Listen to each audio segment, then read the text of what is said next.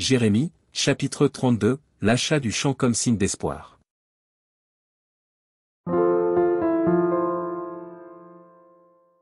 La parole qui fut adressée à Jérémie de la part de l'Éternel, la 10e année de Sédécia, roi de Juda.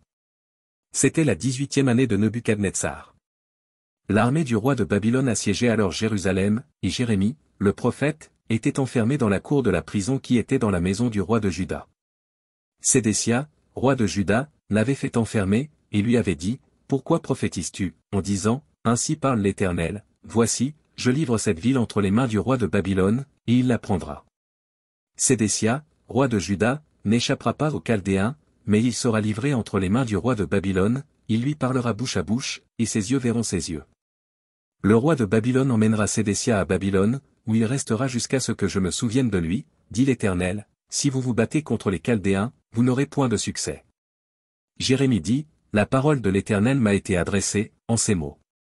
Voici, Anamél, fils de ton oncle Shalom, va venir auprès de toi pour te dire, achète mon champ qui est à Anathoth, car tu as le droit de rachat pour l'acquérir.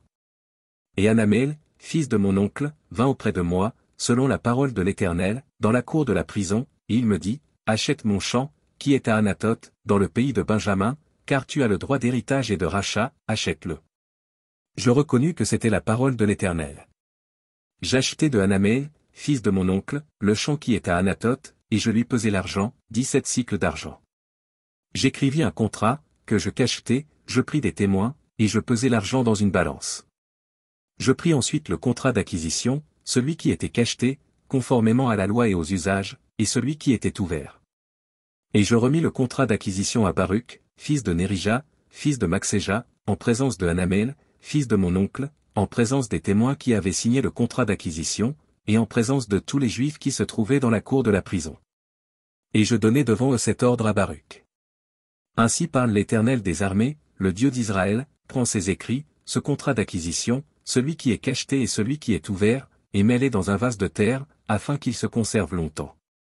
Car ainsi parle l'Éternel des armées, le Dieu d'Israël, on achètera encore des maisons, des champs et des vignes, dans ce pays.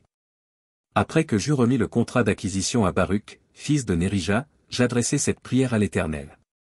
Ah! Seigneur Éternel, voici, tu as fait les cieux et la terre par ta grande puissance et par ton bras étendu, rien n'est étonnant de ta part. Tu fais miséricorde jusqu'à la 1000e génération, et tu punis l'iniquité des pères dans le sein de leurs enfants après eux. Tu es le Dieu grand, le puissant, dont le nom est l'Éternel des armées. Tu es grand en conseil et puissant en action, tu as les yeux ouverts sur toutes les voies des enfants des hommes, pour rendre à chacun selon ses voies, selon le fruit de ses œuvres. Tu as fait des miracles et des prodiges dans le pays d'Égypte jusqu'à ce jour, et en Israël et parmi les hommes, et tu t'es fait un nom comme il l'est aujourd'hui. Tu as fait sortir du pays d'Égypte ton peuple d'Israël, avec des miracles et des prodiges, à main forte et à bras étendus, et avec une grande terreur. Tu leur as donné ce pays, que tu avais juré à leur père de leur donner, pays où coule le lait et le miel. Ils sont venus, et ils en ont pris possession. Mais ils n'ont point obéi à ta voix, ils n'ont point observé ta loi, ils n'ont pas fait tout ce que tu leur avais ordonné de faire. Et c'est alors que tu as fait fondre sur eux tous ces malheurs. Voici, les terrasses s'élèvent contre la ville et la menacent, la ville sera livrée entre les mains des Chaldéens qui l'attaquent, vaincus par l'épée, par la famine et par la peste. Ce que tu as dit est arrivé, et tu le vois. Néanmoins, Seigneur Éternel, tu m'as dit, achète un champ pour de l'argent, prends des témoins. Et la ville est livrée entre les mains des Chaldéens. La parole de l'Éternel fut adressée à Jérémie, en ces mots. Voici, je suis l'Éternel, le Dieu de toute chair. Y a-t-il rien qui soit étonnant de ma part? C'est pourquoi ainsi parle l'Éternel, voici, je livre cette ville entre les mains des Chaldéens, et entre les mains de Nebuchadnezzar, roi de Babylone, et il la prendra. Les Chaldéens qui attaquent cette ville vont entrer, ils y mettront le feu, et ils la brûleront, avec les maisons sur les toits desquelles on a offert de l'encens à Baal et fait des libations à d'autres dieux, afin de m'irriter. Car les enfants d'Israël et les enfants de Juda n'ont fait, dès leur jeunesse, que ce qui est mal à mes yeux, les enfants d'Israël n'ont fait que m'irriter par l'œuvre de leurs mains, dit l'Éternel. Car cette ville excite ma colère et ma fureur, depuis le jour où la bâtis jusqu'à ce jour, aussi je veux l'ôter de devant ma face.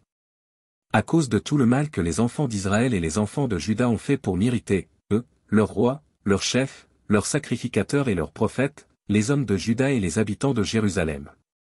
Ils m'ont tourné le dos, ils ne m'ont pas regardé, on les a enseignés dès le matin, mais ils n'ont pas écouté pour recevoir instruction.